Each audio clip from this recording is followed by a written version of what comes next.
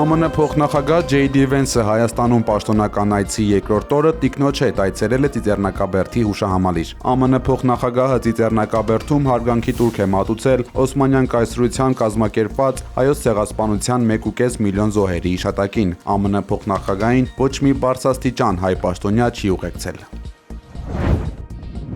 ԱՄՆ-ն Հայաստանի հետ ստորագրել է խաղաղ միջուկային էներգետիկայի ոլորտում համագործակցության համաձայնագիր, որը նախատեսում է մինչև 9 միլիարդ դոլարի հնարավոր ներդրումային շրջանակ։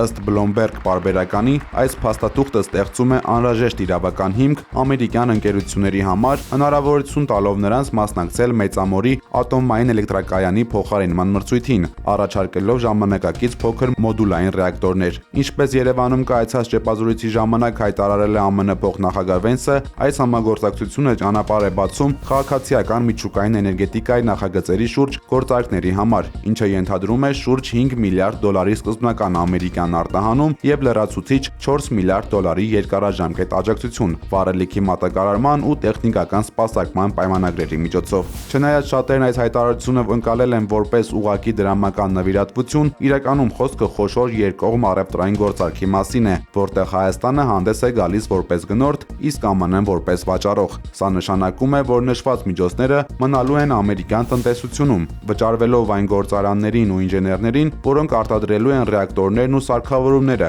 իսկ Հայաստանը փոխարենը ստանալու է բարձր տեխնոլոգիական ակտիվ եւ սեփական էներգետիկ աղբյուր։ Վենսի խոսքով սա փոխշահավետ դասական իրավիճակ է։ Ամերիկայի համար սա նոր շուկա է եւ տեխնոլոգիական ներկայություն տարածաշրջանում, իսկ Հայաստանի համար կենսական հնարավորություն նվազեցնելու տասնամյակների էներգետիկ կախվածությունը Ռուսաստանից։ Փոքր մոդուլային ռեակտորներն ապահովելու են երկրի էլեկտրաէներգիայի հիմնական մասը, դարձնելով Հայաստանը տեխնոլոգիապես ավելի պաշտպանված ու ինքնաբավ։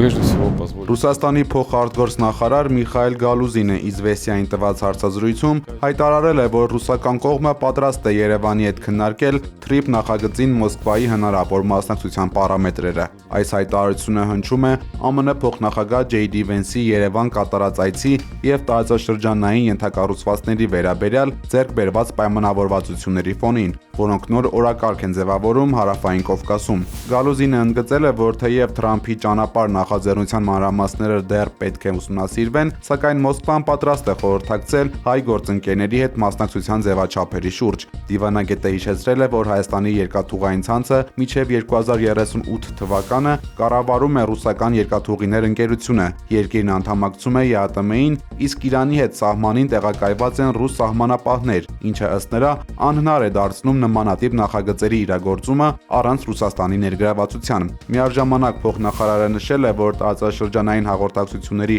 ապաշրջափակման հարցում արդեն իսկ զգալի առաջընթաց է գրանցվել Ռուսաստան-Հայաստան-Ադրբեջան եռակողմ ձևաչափով, ակնարկելով, որ ամերիկյան նոր նախաձեռնությունը պետք է հաշվի նստի առկա իրողությունների եւ ռուսական կողմի ռազմավարական ներկայության հետ։ Փաստ թերթի տեղեկություններով իշխանությունները նոր քայլեր են ձեռնարկում փետրվարի 16-ից 19 Ավստրիայում նախատեսված եպիսկոպոսատ ժողովը խափանելու համար։ Ըստ թերթի տեղեկությունների, Նիկոլ Փաշինյանի հանձնարարությամբ արդեն իսկ քրեական վարույթներ են հարուցվել 6 եպիսկոպոսների եւ 1 քահանայի նկատմամբ, ինչի հետևանքով կիրառված բացակայելու արգելքը զրկում է նրանց Ավստրիա մեկնելու հնարավորությունից։ Պարբերականը հայտնել է, որ եթե Մայրաթորը այնուամենայնիվ որոշի ժողովն անցկացնել արտերկրում, իշխանությունը նախատեսում է այնտեղ ուղարկել իրեն հարող հոգևորականներին, այդ թվում ԱՄՆ արևմտյան թեմի առաջնորդ Հովնան եպիսկոպոս Տերտերյանին, կարգալույց հռչակված Արման Սարոյանին, Նավաստար Կճոյանին եւ Արաքել Քարամյանին։ Նշվում է, որ նրանց կուղեկցեն հատուկ ծառայությունների աշխատակիցներ եւ падգամավորներ, տեղում սադրանքներ հրահրելու եւ ժողովի բնականոն ընթացքը խաթարելու համար։ Բացի այդ, ըստ թերթի տեղեկությունների, Փաշինյանն անձամբ է հանդիպել իշխանամետ հոգևորականների հետ, հրահանգելով ակտիվորեն վարկաբեկել ամենայն հայոց կաթողիկոսին, ինչին վերջիններս ստիպված են եղել համաձայնել իշխանության ձեռքին եղած կոմպրոմանտների ճնշման ներքո։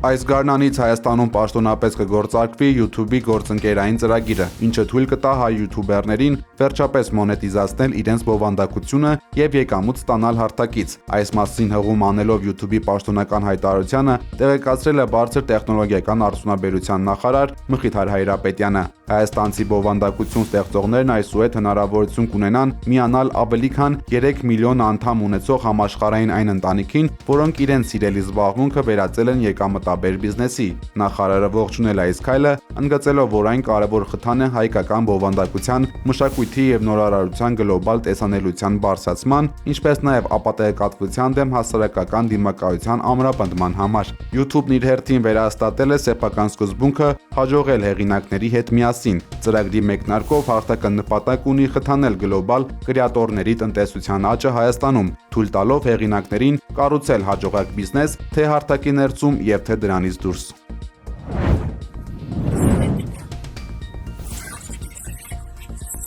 ԱՄՆ պատերազմի նախարար Փիթ Հեքսեթը հայտարարել է, որ Իրանի համար խելամիտ կլինի համաձայնության գալ նախագահ Դոնալդ Թրամփի հետ։ Նա շեշտել է, որ նախագահը ցանկանում է հարցը լուծել բանակցությունների միջոցով։ Հեքսեթի խոսքով ԱՄՆ-ի նպատակը խաղաղությունն է։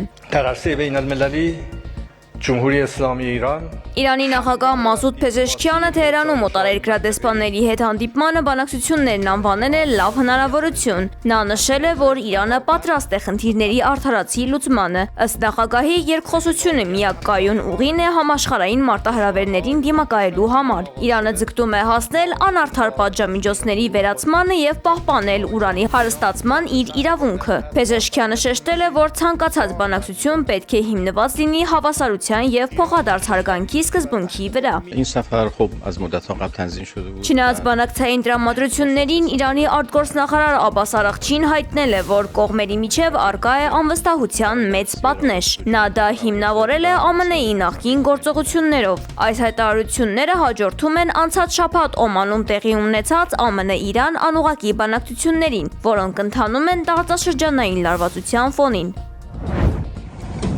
Ռուսական զինուժը 149 անօդաչուների եւ 11 բալիստիկ հրթիռների կիրառմամբ լայնածավալ հարվածներ է հասցրել Ուկրաինայի բնակավայրերին։ Հրթիռակոծության հետևանքով կան զոհեր եւ վիրավորներ։ Պոկրովսկի եւ Միրնոգրադի հատվածներում շարունակվում են ռազմավարական նշանակության վճռորոշ մարտեր։ Նախագահ Զելենսկին հայտարարել է Ուկրաինայի անվտանգության երաշխիքների վերաբերյալ փաստաթղթերի պատրաստ լինելու մասին։ Ի պատասխան Եվրոպական միությունը նախաձեռնել է պատժամիջոցների 20-րդ փաթեթը, որն առաջին անգամ կթիրախավորի ռուսական էներգակիրների սպասարկմանը ներգրաված երրորդ երկրների Վրաստանի եւ Ինդոնեզիայի նավահանգիստները։ Նոր սահմանափակումները նախատեսում են նաեւ արգելել մետաղների ներկրումը եւ պատժամիջոցների շրջանցմանը նպաստող կենտրոնասիական մի շարք բանկերի ու ընկերությունների գործունեությունը։